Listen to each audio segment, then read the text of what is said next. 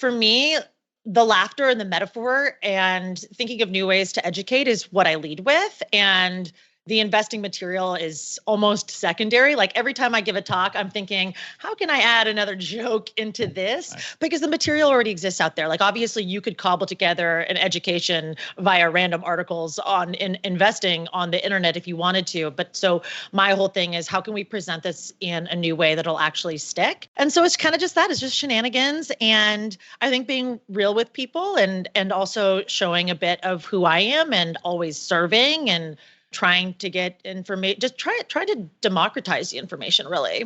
All right, everyone. Today we're speaking with Amanda Holden, speaker, writer, Women and Money, the founder of Invested Development, and also the Dumpster Dog blog. These two, we got this corporate look and this very organic, loyal following, and she's a rare type of speaker in the personal finance space. There's not very many other people out there doing what she's doing, the way she's doing it. I think this conversation is going to be phenomenal. Welcome to Choose FI. You're listening to Choose FI Radio. The blueprint for financial independence lives here.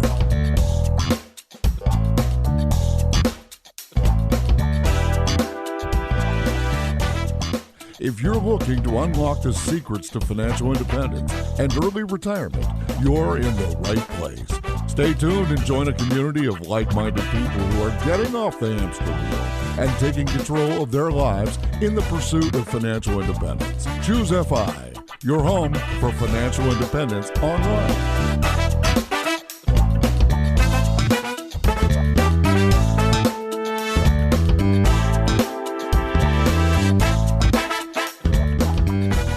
Everyone's super excited to hop into it today, speaking with Amanda Holden, the founder of Invested Development and the Dumpster Dog blog. And I think this episode is going to be so much fun. Amanda, her stagecraft, her approach to teaching personal finance, democratizing information is just really rare and fun to see. And it connects to people in a way that this needs to exist. What she's doing needs to happen. So very excited about this episode. And to help me with this, I have my co-host Brad here with me today. How you doing, buddy? Hey, Jonathan, I'm doing quite well. And yeah, to your point, this material on personal finance, it already exists. But what Amanda does is she goes out of her way to make it fun and funny and present it in a way that'll actually stick with people, right? Like that's really cool. As she told us, she wants to be real with people. She wants to show who she is, and she wants to democratize this and just bring it to people who might not be getting this message. And I think that's fantastic. And as a personal note here, I'm so fascinated to learn where Dumpster Dog blog came from. That's going to be fantastic. So Amanda,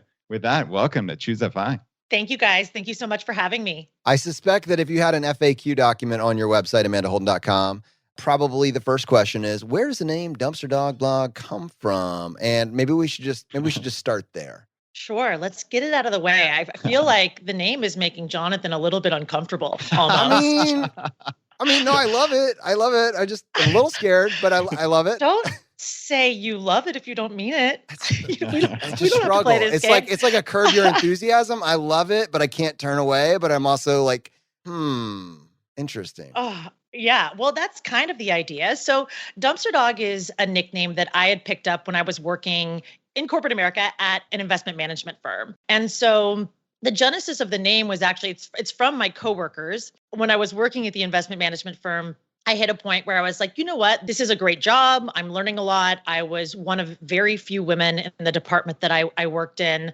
I was the youngest woman by quite a bit. And so it was a great job and that I learned a lot, but I also kind of hated it. And so I had a real just January 1st moment where I was like, I need to save up all of my money so I can get out of here and figure out what it is that I actually want to do with my life. Because it is not this. Helping rich men get richer is not my ultimate calling.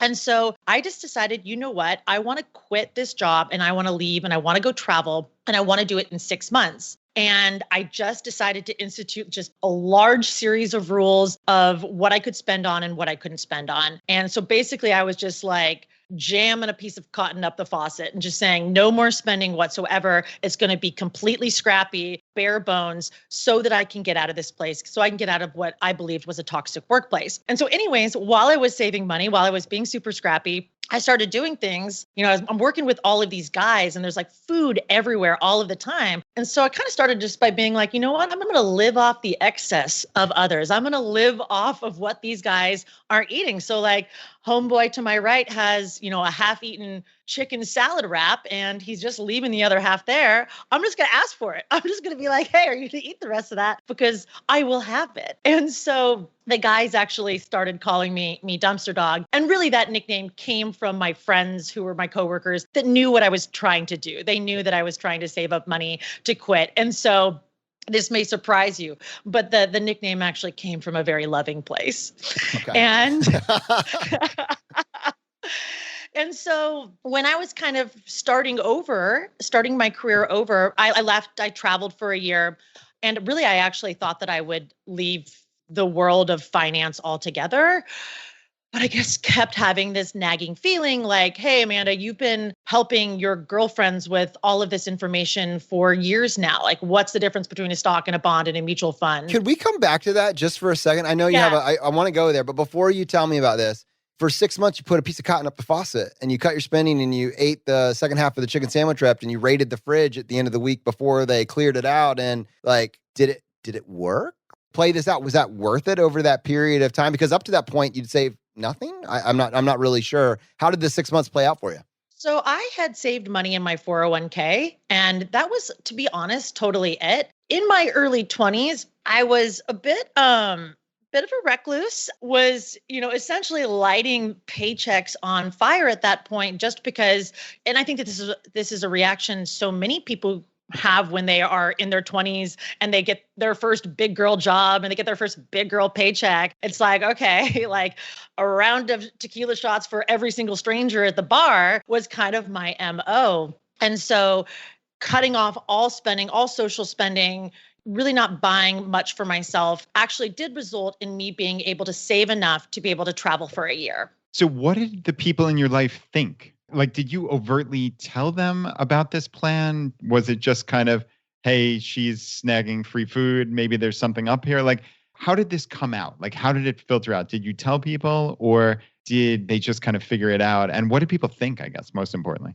Well, all of my friends knew. All of my friends were privy to my plan and they were all very supportive. My dad was not super happy about it, but I was honest with my family as well. As for my coworkers, really only my close friends knew.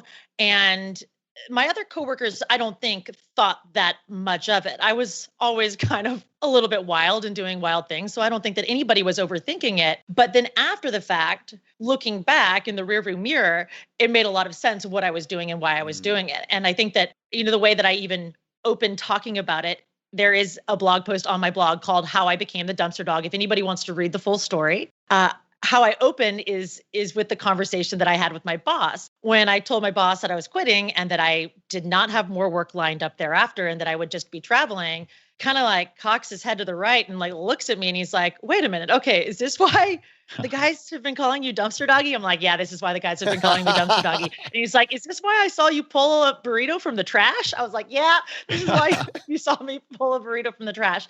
And so in retrospect, it all made sense, but it wasn't like some super big deal at the time. And why I decided to name my blog after it was just a really special story about how I changed everything about the way that I was treating the money that was coming into my life so that I could get a different end result. And so that's really the impetus to naming the blog after that particular story. Now, that being said, if I was to do it over, I don't know that I would go with that again, but now it's kind of become my identity. And if you follow me on Instagram, for example, Dumpster Doggy, like I just do a lot of like, here's how we can make it work if you don't have a lot, right? Like if you're trying to make a lot with a little, if you're trying to be scrappy, you can make this work for yourself as well. You don't have to be perfect. You don't have to know anything. Like I've messed up plenty of times in my life. And what I want to show the world or show the women that are following me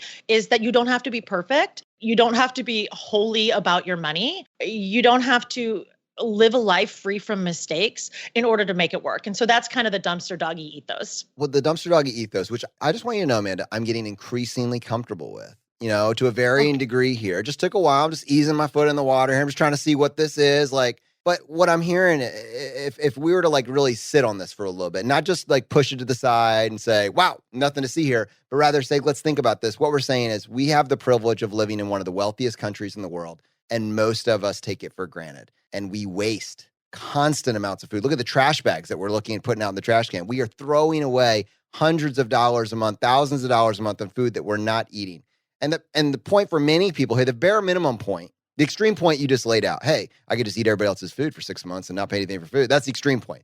But the counterpoint for all of us is, are you just literally throwing money away, constantly throwing money away? And is that sabotaging your chances to get what you really want, which is more freedom, more options? At bare minimum, that's what I hope that this reveals to people, is that there are people that walk through life ordering food out every single day, every day at work, and half of it just goes in the trash. Janitorial services is cleaning up that fridge once a week with hundreds of dollars of food. And so that's like, it's kind of like an anchoring position when you're talking to these community people. You're not asking them to do anything that you haven't done an extreme version of, so there's an authenticity that comes with, hey, I'm telling you to do one thing, but I don't do any of that. I'm over here playing different. No, I did that, and look at the options that it actually enabled for me, and here's what a version of that can look like for you. So that's like, if I go from being new to the Dumpster Dog brand to now kind of hearing the why of this, I'm like, yeah, there's probably something here for all of us. It does sound like you've got it. Thank you. See? Very impressive, Jonathan. Very impressive. And Amanda, I wanted to follow up. So when you conceptualize this whole change, really, right? Like you said, January 1st, essentially you decided you wanted to quit in 6 months, right?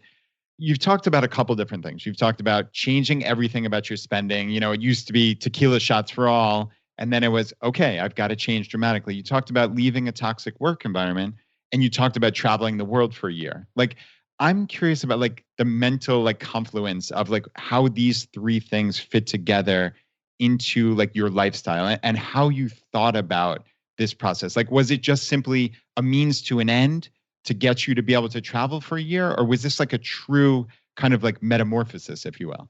In retrospect, it's a metamorphosis, but when you're living in it, at the time, you're just trying to think about what can I do to get my foot in front of the next, right? And so at the time for me, my issue was that I really didn't want to be in this workplace, but I also had no idea what to do next. A lot of times people ask me like, how were you so brave to quit your job, quit your cushy corporate job and start something completely new and on your own? And for me, the answer is, well, to be totally honest, I was in such a dire situation. I hated my job so much, and it was toxic. And I was also treating myself in a way that was toxic. I mean, I'd be working at the firm all day and then drinking at night. And, I was kind of killing myself in a way. And so for me, it really felt like it was the only option for me, was to quit and start over from zero. And I know a lot of people that are caught in jobs that they may not love, but they might not hate. And because they don't have that extra push, they never start over or do the thing that they've always said that they're going to do. Whereas for me, it's almost a blessing that I hated it so much so that I would actually take the risk and do something that was more aligned with who I wanted to be and what I wanted to do for work. What do you say to people that, unfortunately, their life isn't as bad as yours? Like, unfortunately, they're like a 5 out of 6, a 6 out of 6. Things are kind of okay. They're kind of worried if they make a change, it might be worse. And that's probably the majority of the people that you're reaching, is they're kind of at a 4 or 5, maybe 6. They're not happy, but it hasn't gotten bad enough to move yet. How do you counsel them? What do you say? I would say start it on the side. That's my very practical advice, is just do something on the side. And if you feel like you've got the momentum and you like putting your energy into I don't even like the word side hustle, but into your side project, then it may be time to assess whether you take it big time. But I wouldn't recommend somebody just do what I did, just drop off and start over from zero. And I was also able to do that because I have a lot of privileges that some people might not have. For example, I felt a little bit more comfortable taking that risk, knowing that I do have family that can help me if something was to go awry. And luckily it didn't come to that. But of course, that level of comfort and feeling that type of security is really helpful in making a really big leap. And so I don't want to gloss over the fact that there's definitely some privilege that I had in being able to make that leap. And so I think for most people, what would make sense is start the saving and start doing it on the side to see if you actually like it. Because I also have so many thoughts on entrepreneurship, and not all of them are positive. I am not somebody that sells entrepreneurship over corporate work for everybody blanket across the board. I think that it makes sense for some people, but there are some aspects of self-employment that I don't love. Like, for example, I don't like that my primary function as an entrepreneur is sales. I don't like to sell myself that much. I'm kind of like a take it or leave it type of gal. And so like having to constantly promote myself is just something that I'm not really great at, and is something that I don't love about entrepreneurship. And so I would also have a very realistic conversation with this person about whether entrepreneurship is the right fit, because it's not going to be the right fit for everybody. And if you find that it is the right fit, how would someone, in your estimation, like dip their toe into it? Because you're saying start something on the side. What do you advise, and what have you seen people do ultimately? Well, what worked for me, and I'm not saying that this would work for everybody, but what worked for me is starting out by giving your service for free and collecting as much feedback as you can. So when I first started my business, so my business is actually called Invested Development. And so Invested Development is the umbrella. And a lot of what I do now is I have the blog, although I don't write as much in the blog as I should, but Invested Development is the primary business. So I'm doing workshops, courses, live teaching, all sorts of stuff. And so Invested Development started, I literally went and knocked on the door of sororities that I had no connections to. And I was like, why don't you let me come in and teach you all about investing? And it was genius because I don't know how familiar you are with the sorority system, but a sorority generally has between 100 and 150 women in a sorority. And so I was able to line up audiences of 100 women right off the bat. And I was able to go in, practice my material, work on my jokes, educate these women, and then collect feedback from them on what worked, what resonated, and what didn't. And so after doing that, after building this foundation of giving my product away for free, I was then able to start crafting, how can I actually charge for this? What are people going to be willing to pay? And how am I going to sell this? What are the sticking points, right? Like, what is it that is causing people pain? And then how can I fill that gap for them? Hey everyone, we're going to be right back to hear Amanda talk about the pain points of entrepreneurship and how she overcame them right after these quick messages. So I'm thinking about what are those points that cause pain? And I'm thinking about knocking on the door as the entrepreneur, actually. So I'd love to start there because I think you could really help me, frankly, right? Like, what did you do? Like, what did that look like the first time you knocked on a door and said, like, hey, random sorority, here I am. Here's how I can help. Like, what did you even say? And I guess, the second part of that question is, how would you advise someone who is maybe not as outgoing as you are, to get over that and really kind of step out there and do that?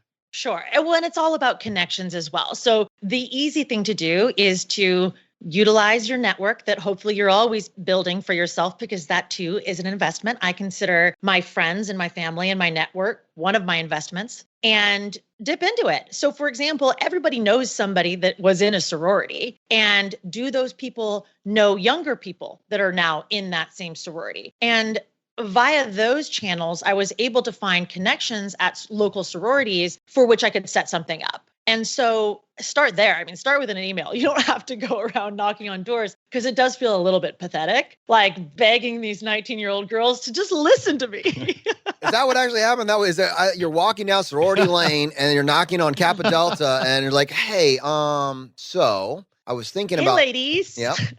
I have this 45-page presentation, Death by PowerPoint. I'd love for you to let me give this to you for free over the period of an hour and a half. I promise it's entertaining. Walk us through what that pitch looked like.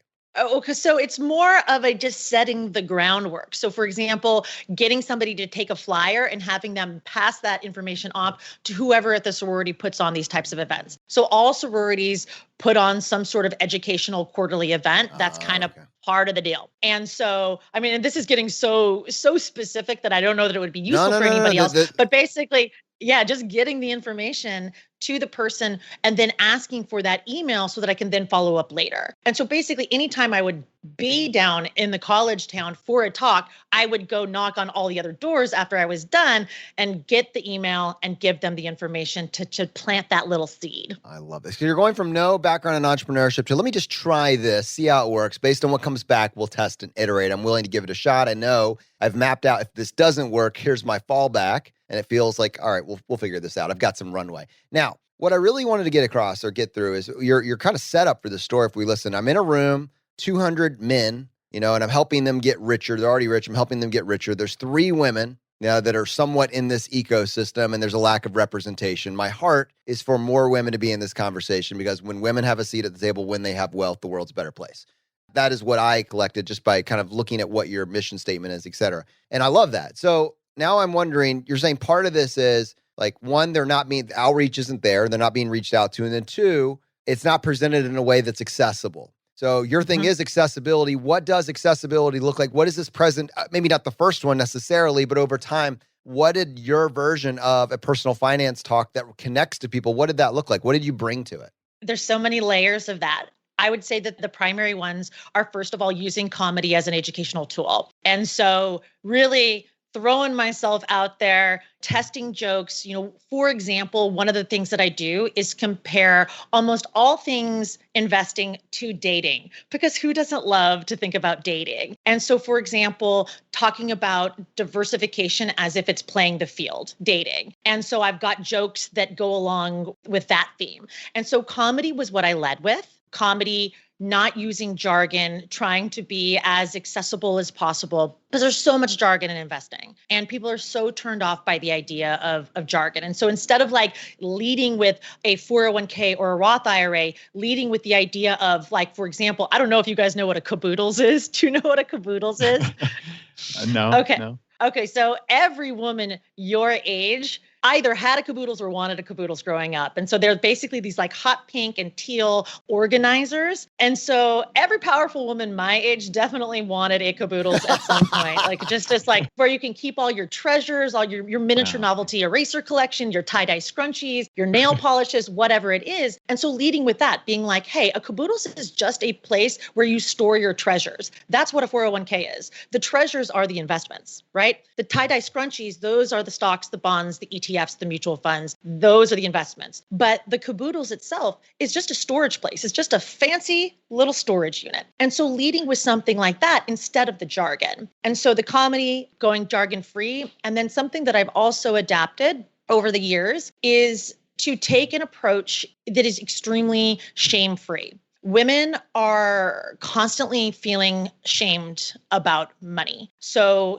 whether they earn too much or they earn too little, whether they spend on manicures or they spend on pumpkin spice lattes or they spend on whatever it is that they want to spend money on or not, they feel some sort of shame. And the last thing a woman wants is to sit across the table from some financial advisor who's going to tell her that she needs to cut out something that may bring her quite a bit of joy just because he can't relate to it. And so that's another thing that I bring into the mix, which has been interesting. But like, for example, you would never see me tell you can or you cannot spend on this or that. Like, I trust you to be grown up enough to make that decision for yourself. Also, if you saw some of the stuff that I bought, you would be like, okay, lady. How do we do that? Like, practically, no. I mean, seriously, I love this. And it's such a balancing act. You have someone that's paycheck to paycheck. They're 5 years in and they have a negative net worth and it's not working. And we're helping them make their own choices as a grown up that now you've shown them the framework. They want there to be something in their caboodle, right? I hear you, but there's nothing left. But without judgment, how do you help someone see? Because I think this is a strategy. I'm trying to think selfishly for individuals. They're trying to now relate to their partner. They're trying to have conversations about, this isn't about public speaking necessarily or going and doing this, but it's like one-to-one relationships in the home. We want to move forward in a way that's shame-free, where people can have honest conversations about what they want to do. How do you have a conversation with saying the numbers don't work right now? We're going to have to, something has to give without shame. Sure. Well, I would actually start maybe even a step back.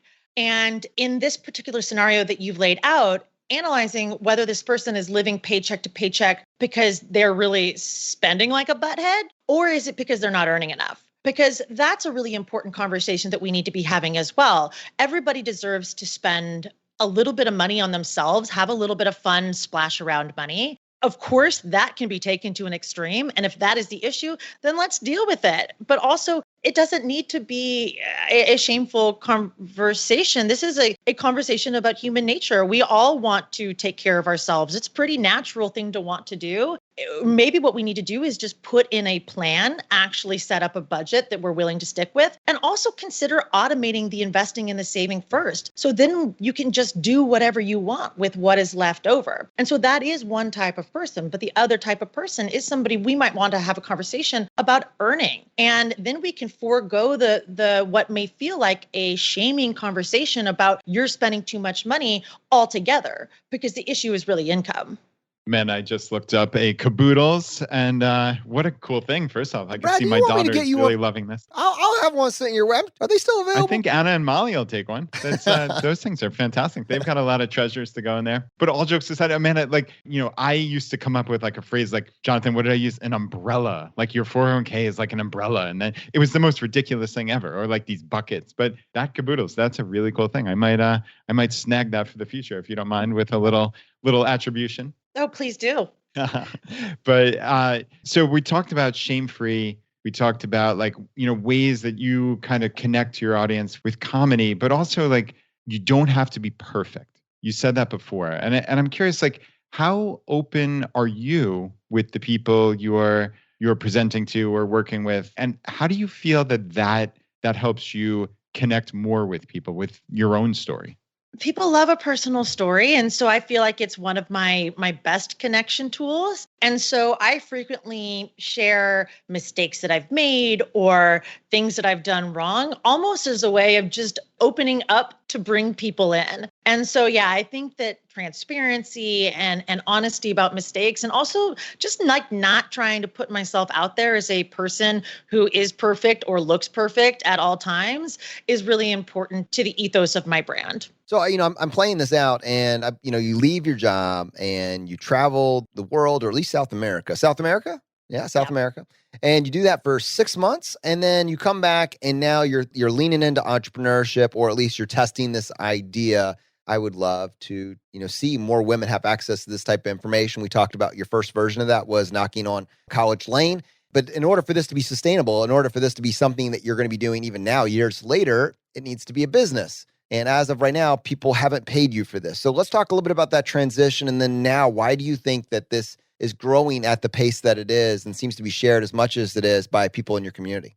Sure. Okay. So to take a few steps back, I should mention that when I was starting the business from scratch, I worked as a bartender. So I was working as a bartender for 2.5 years. And so this did not happen overnight by any means. And I was not only working as a bartender, but I was also doing freelance writing, which I still do freelance writing because I like the regular income. And my income is so irregular that I keep it there, as I call it, like my anchor client. So I have some regular income. And so do know that it did not happen overnight by any means. And so it took a couple of years to figure out what I could charge people for and how much. And the main sources of my income come from corporate speaking, so doing private speaking. I do my own events, which my own events are way more fun than doing corporate speaking, where they're going to put some sort of muzzle on me. Not unlike the Choose FI radio. I saw that one coming. Knew it was coming. Family-friendly show. I'm so predictable. But Brad, did that sound like resentment? Just a little bit. No, it's just, honestly, it's hard to tell my story without my normal cuss words. Like I am so, I'm so attached to them. It's almost a little bit embarrassing. I should learn some new words. Helps every once You in a while. guys are pushing me to be a better version of myself. So thank you. That's us. We're here for you. Okay. So I've got the corporate speaking going, and then I do private events. And then I also started offering a more extended version of my course. And so the course actually initially started all over Zoom. So they were all live, all taught by me, usually classes of like 30 over the course of 4 nights. And we teach you everything you need to know about investing in about 10 hours. And so that's how it originally started. I was doing the Zoom learning before Zoom learning was Zoom learning. And I recently converted the course to video, which has allowed me to scale the product. And so that's my primary offering at this point, is my invested development course, which is all on video. It's 15 lessons. It's 11 hours of material. Basically everything that you need to know to get started investing the most important material. Because here's another thing that I've noticed about teaching people in general is that people don't know what they don't know. And so often when they go through my course, they're like, oh my gosh, I thought I had a really good handle on this information, but there's actually so much that I didn't even really know before. And giving people a program, in my opinion, is just a really successful way to get them to learn the information.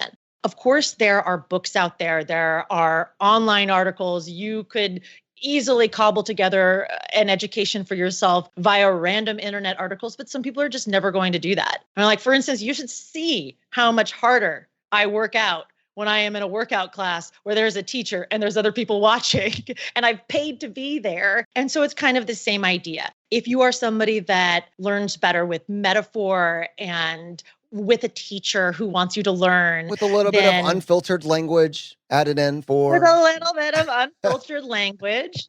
Yeah. The occasional feminist rant thrown in there. I mean, we got it all. Folks. Got it all. And so that's really the primary offering at this point, but like doing all sorts of workshops, doing all sorts of stuff online, doing a lot of online learning. And so that's kind of where the business is at now. All right. So if someone's listening to this and maybe they, this episode was shared with them by a friend that said, I think you're really going to relate to what Amanda's talking about. And I think like there's something here for you. Someone's listening to this, they want to move forward. And yeah, they're going to go check out your site and they're going to go do all these things, but they just want to know, Amanda, if I just wanted to do better today, what would be like just one or two things that you find yourself saying to your audience, to your community on a regular basis that's just like a good first step for people? Well, what I would say first is I would probably actually take the hype approach where I would remind people or tell people, and maybe this is the first time they've ever heard it, is that investing is absolutely within your capacity. There is this belief out there that you have to be a trader with 16 screens, shotgunning Red Bulls all day, analyzing stocks in order to be an investor. And the great news is, first of all, you don't have to be that person. And second of all, if you actually take a much easier set it and forget it approach, something that all of us have the capacity to do, you're actually probably going to do better than the guy shotgunning Red Bulls at the trading screens. And so that's the first thing that I would tell people. I love it. I love it. All right. So let's say that, and can I just say I agree? Actually, I agree. I think you're talking to a friendly audience here. I think our community understands that, but there is something very comforting about knowing that these crazy people out there hyping like day trading and options tradings and 16 screens and everything else, they're losing the game to you, the boring, simple investor that wants to keep it easy. It's crazy. It shouldn't be that way. Life, in theory, we all are thinking that the complexity, there's a more return for complexity, but in reality, the data bears out it's just simply not true. So a simple set and forget approach usually is going to end up in your favor. How about this? There's two types of people listening to this. One, individuals that are interested in maybe taking your course, and then two, people that work at various corporations that love for you to come in and, give them a talk maybe next year when things reopen. What is the best way for them to find out more or to connect with you directly? So I'm doing most of the dirty work on Instagram these days. So at dumpster.doggy on Instagram is a really easy way to reach out to me and also to see what I'm offering. So for example, I will have at least 3 or 4 more workshops out through the end of the year if you kind of just wanted to get your feet wet. Also, you can find information about the full extended course there. And then also, if you are somebody that is looking to educate your coworkers or provide this sort of material for the people that you work with, feel free to also reach out to me over Instagram, or you can email me. I don't know. Can we put my email in the show notes? How does that work? We can do that. It's a little thing called technology. We got this. Yeah, you guys are so good at that. And I would love to have you reach out to me. And I always say this to my followers too. I'm like, hey, if you don't want to pay me, why don't we get your corporation to pay me? Because I don't actually want your money. I want their money. Awesome. That's a good strategy. Brad, let's write that down. So I meant to ask you before, like, where do you see yourself going in the future? Like, are you on a FI path? Do you consider yourself in the FI community generally? So yes and no. I consider myself in the FI community as in it is something that I am working towards, but I don't in that it is not who my material is necessarily meant for. So yes and no. I'm in it. I of course am aspiring to financial independence, but it's not necessarily at the core of the work that I do. Amanda, thank you so much for coming on the show. Thank you. All right, guys. Amanda has a very interesting take on everything. She has a very authentic and real brand, and her audiences, they just love what she does. And so I think that's the power of this community. and these different ways of tackling the same message. We're all of us, we understand the goal. We're going to try and reach financial independence, but who that messenger is and who we relate to is different for different people. And Amanda is having a real impact with her community. And so if you know someone that would benefit from this episode, definitely share it with them, let them know, have them connect with her, and really excited that she came on the show today. And I would just say, if you are personally getting started your own path to financial independence, it sounds like a goal worth pursuing and you don't know where to get started, just go to choosefi.com/start. We put all of our resources there for you in one place and made it very easy and accessible to get started on your path to FI. All right, my friends, the fire is spreading. We'll see you next time as we continue to go down the road less traveled. If this episode was helpful to you, don't forget to subscribe. If you want to help spread the word, please give us a 5-star review and tell your friends about us. We can be found on Apple, Google Podcasts, Spotify, and anywhere you listen to podcasts. While you're there, don't forget to check out our other shows like Everyday Courage with Jillian Johnsrud and Rebel Entrepreneur with Alan Dalnigan. If you would like a free bite-sized course to jumpstart your financial independence, check out choosefi.com/challenge. Choosefi is produced by Andrew Mendoza and Zachary Tan and is a production of Choosefi Media Incorporated. Choosefi.com is managed by Annie Sheely with William McVeigh, MK Williams, Melissa Lagerquist, Liz Kessler, Stephen Heptig, Kelly Black, and Jennifer Ma. And Ed T is our CEO. Thanks for listening.